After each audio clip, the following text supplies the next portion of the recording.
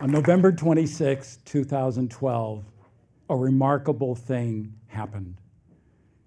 For an entire 24-hour period, no violent crime was reported in the entire city of New York. Now, that's not to say that there was no violence in New York, but it is to say that the police department in New York recorded no violent crime in any of the 5 boroughs in the largest city in the United States for an entire 24-hour period. The police in New York were baffled and amazed.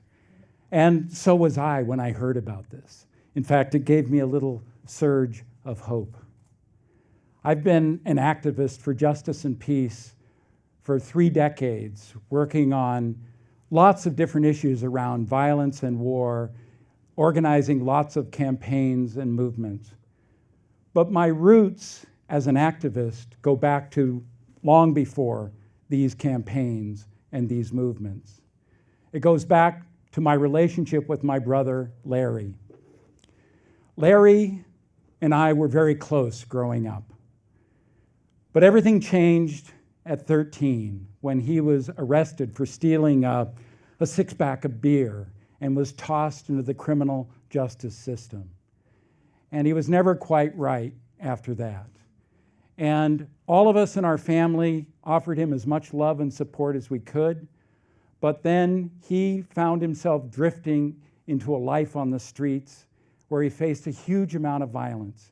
He saw a lot of police retaliation and a lot of incarceration and lots of violence. And 15 years ago, he died on the streets. Now, I became an activist because I wanted to grapple with the great challenges that our world faces. But I come to see that I actually wanted to change the world because I don't want anybody to face the treatment that my brother Larry faced.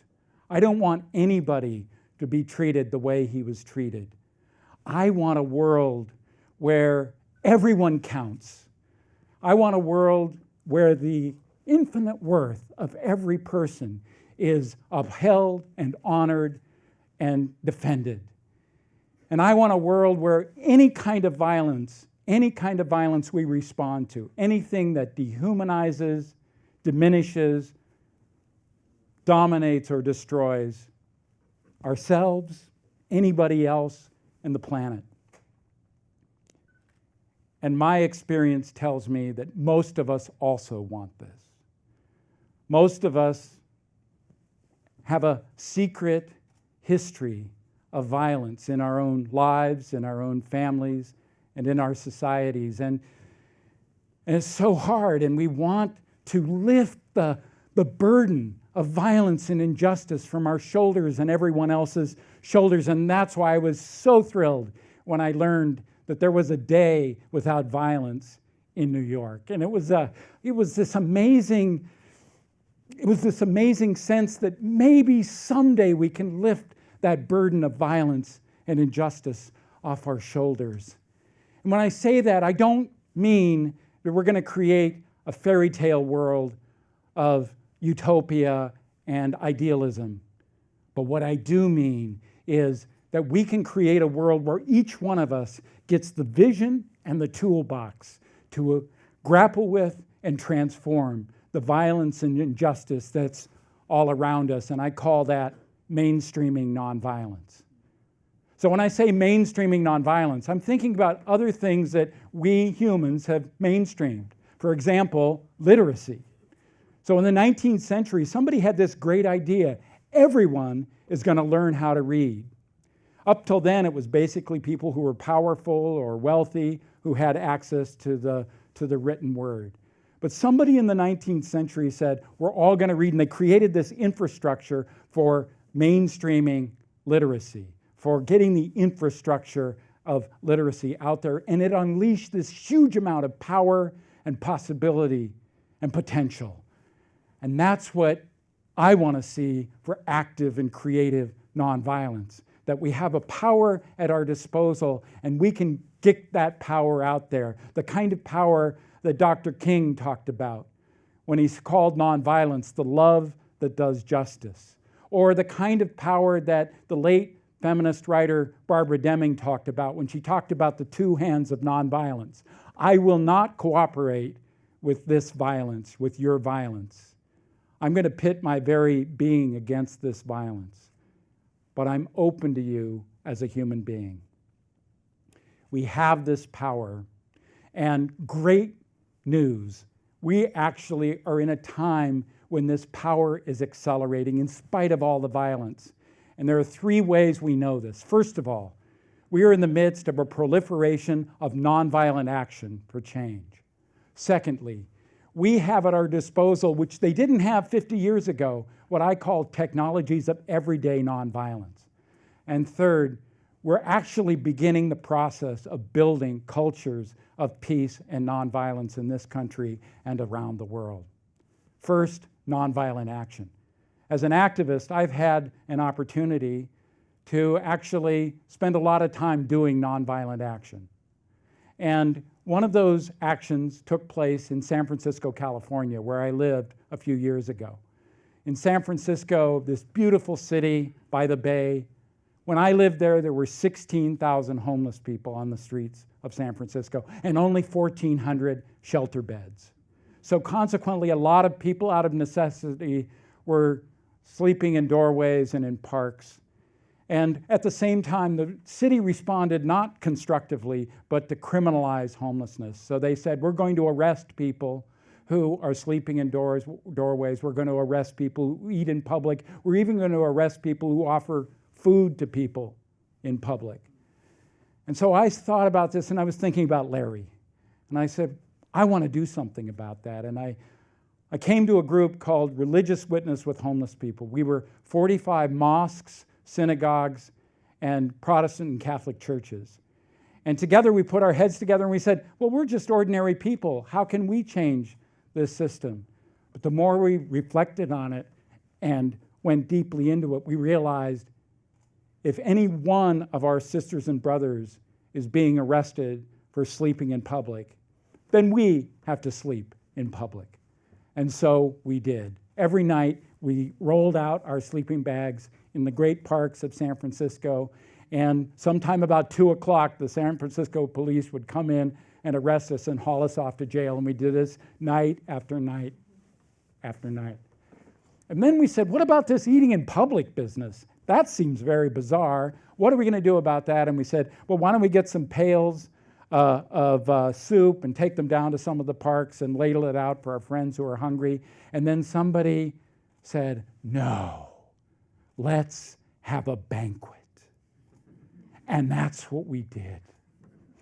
We organized 45 tables with linen tablecloths and cut flowers and china dishware and the most succulent food being served in any restaurant in San Francisco that afternoon. And we decided to stage this banquet for our 800 homeless sisters and brothers and their children in the most forbidden place in San Francisco where homeless people were being arrested systematically, which was in the Civic Center Park, which was directly in front of the ornate City Hall of San Francisco. And we pulled up and we were about to take the tables off and we saw hundreds of police wanting to stop us. We sent some clergy over to explain what we were doing, and while they were talking, we pulled the tables off, and in 90 seconds we had established this banquet.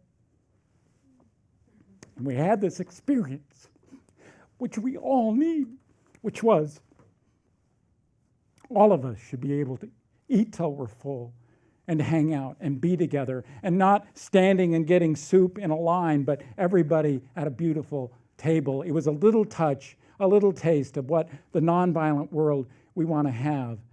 And the police were poised to move us out of that area, but there was a contrast between the violence that they wanted to do and the nonviolent living that we were doing.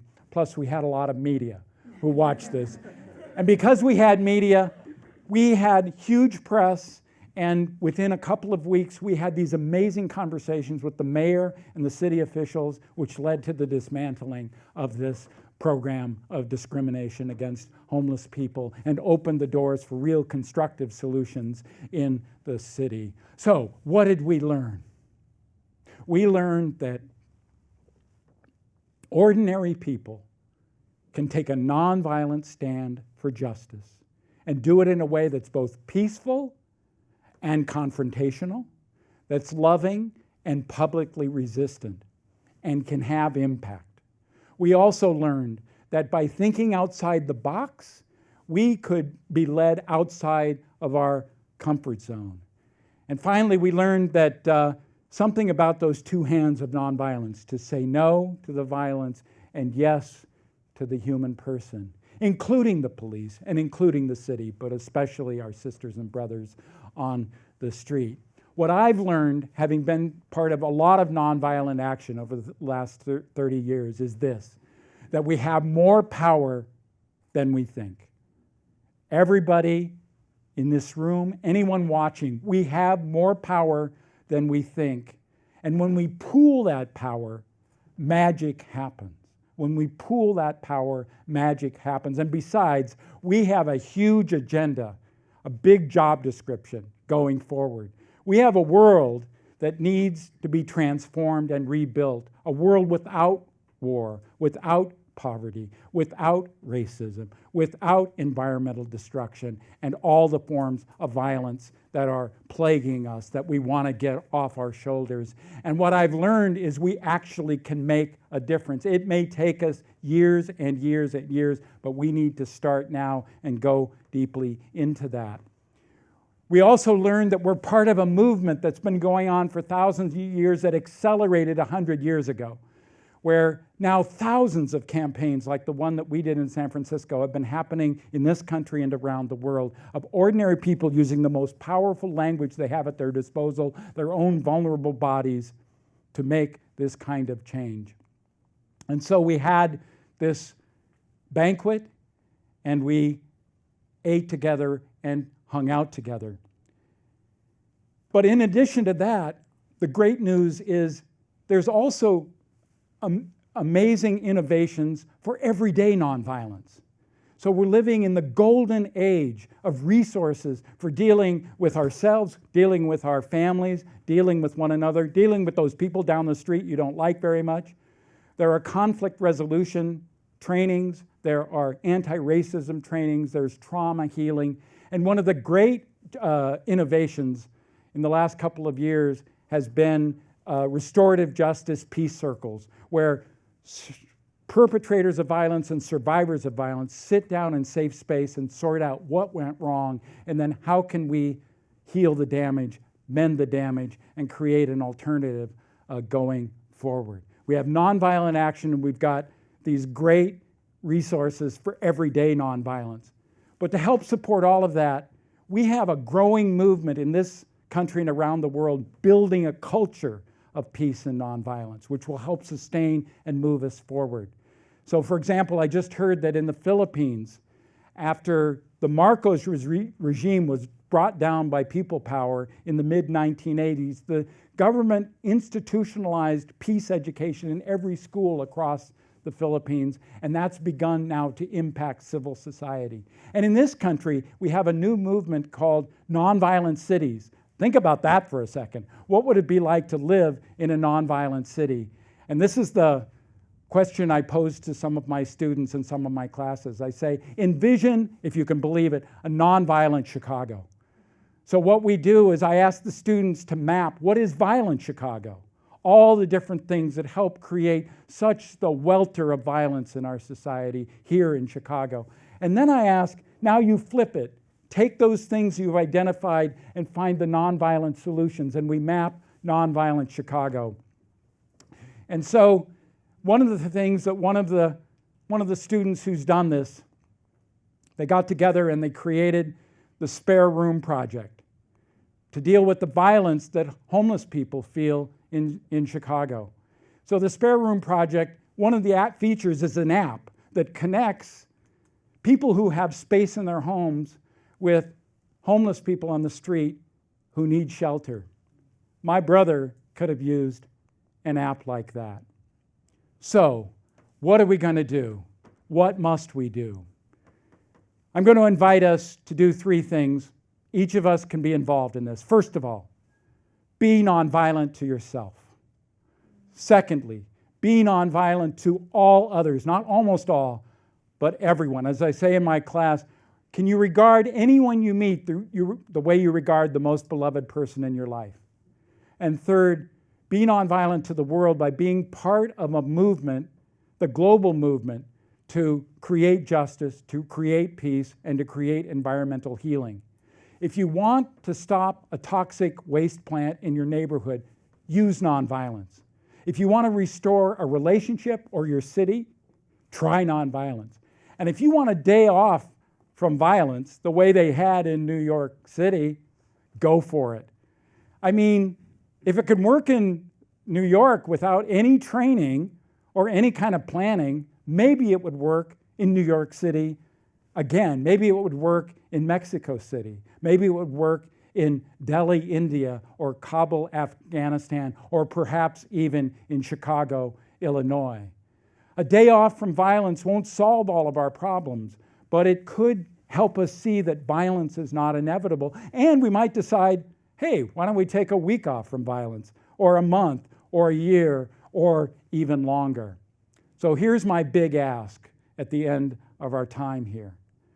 I'm going to ask each one of us to seriously consider help building a global day without violence and a day for creative nonviolence in every part of our planet in a few years. I invite us to imagine this, dream it, connect around it, organize around it, and help make it a reality. It's going to feel good trying to build that, even though it seems so impossible, and it's going to feel great when it happens. And I'm quite sure that my brother Larry will be cheering us on. Thank you.